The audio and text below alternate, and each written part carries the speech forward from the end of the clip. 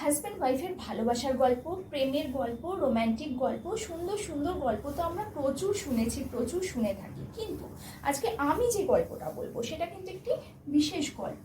সেটা শুনলে, সেটা জানলে তোমরাও কিন্তু এই কাজটাই অবশ্যই করবে এখন থেকে। আর হ্যাঁ, ভেবো না হাতে আঙুল কম আছে বলে হাতটাকে এরমভাবে রেখেছি। আমার হাতে 10টা আঙুলই আছে, জাস্ট এটা ধরে আছি সেই জন্য এরমভাবে রেখেছি। তো hey guys, good evening, welcome to my channel. কেমন আছো তোমরা সবাই? আশা করছি সবাই ভালো আছো, আর তোমাদের ভালোবাসা আমি তো সবসময় ভালো থাকি।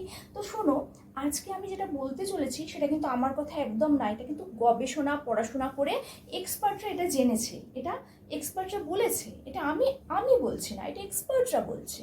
অফকোর্স এটা মন দিয়ে শোনো, একদম সেই ক্লাসে পড়া যেরকম শোনে টিচারের সেরকম। তো সেটা হচ্ছে, হাজব্যান্ড ওয়াইফ যদি কোয়ালিটি টাইম স্পেন্ড করে, মানে যেটুকু সময় তারা কাটাচ্ছে সেটুকু সময় যদি কোয়ালিটি টাইম হয়, মানে কি বলবো, খুব ভালো সময়, খুব ভালো মুহূর্ত যদি তারা স্পেন্ড করে, তাহলে কি হয়, তাহলে অনেক রোগের হাত থেকে উপশম পাওয়া যায়, অনেক রোগের হাত থেকে বাঁচা যায়, ডাক্তারের কাছে আর যেতে হয় না। কিন্তু সেক্ষেত্রে যেটা করতে হবে, আমাদের মেয়েদের মনটাকে একটু বড় করতে হবে, একটু উদার করতে হবে, মানে একটু কি বলবো, সংকীর্ণ মন কুপমণ্ডূক থেকে আমাদের বেরিয়ে আসতে হবে। কটা মেয়ে এরকম আছে আমি জানি না, যাই হোক, বলবে ভাই তোমার তো বলা সহজ, এটা তো সহজ নয়, এত দামি একটা সম্পত্তি আমরা কি করে ছেড়ে দিই। এত কথা কেন বলছি, তার আগে পুরো ভিডিওটা দেখো একটু স্কিপ না করে।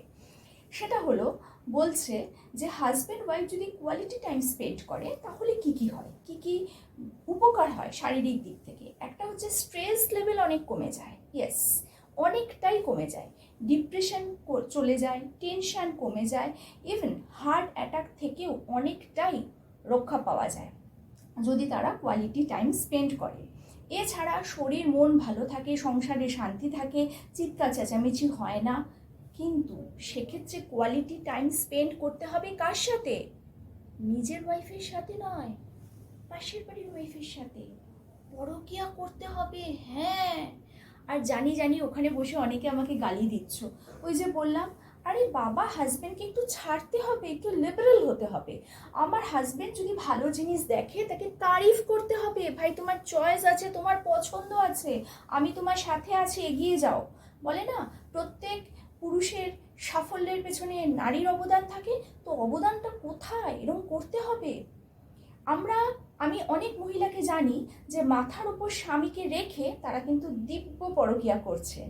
যেহেতু মাথার উপর স্বামী নামক পদবাচ্যটি আছে, তাই পরকীয়া করতে তাদের সামাজিকভাবে কোনো কিছু আটকায় না। তাহলে ভাই পুরুষদের কেন আটকাবে? পুরুষরা যদি একটুখানি এরকম কোয়ালিটি টাইম স্পেন্ড করে সুস্থ থাকে মানসিক শারীরিক সব দিক থেকে, তাহলে তো আখেরে আপনারই লাভ। দিনের শেষে ঘরের জিনিসটি তো আপনার ঘরেই ফিরে আসবে। তো এটুকু একটু করতে দিন না। আচ্ছা বলুন তো, যেসব মহিলারা এটা শুনছেন তারা আমাকে বলুন তো, স্বামী অসুস্থ হলে আপনারা কি দেখেন যে ডক্টরের কাছে যাচ্ছিস তিনি নারী না পুরুষ? দেখেন না তো। তো এক্ষেত্রে যদি কোনো নারীর সাথে কোয়ালিটি টাইম স্পেন্ড করলে আপনার স্বামী নামক পদবাচ্যটি সুস্থ থাকে, স্বাভাবিক থাকে, দীর্ঘায়ু হয়, আপনি কি চাইবেন না সেটা হোক? নাকি চাইবেন স্বামীকে মেরে ফেলে পুরো প্রপার্টিটা নিজে হস্তক্ষেপ করে নিজেকে মহারানী ভাবার? কোনটা? তো আজকে যারা আমার সাথে একমত তারা প্লিজ কমেন্ট সেকশনে বলো তো, আমি কি কোনো ভুল বললাম? তোমরাই বলো, আমি ভুল বললাম নাকি এটা ঠিক? এটা করলে কেমন হয়? ভালো হয় তো? মেয়েরা যদি পরকীয়া করতে পারে, পুরুষেরা নয় কেন?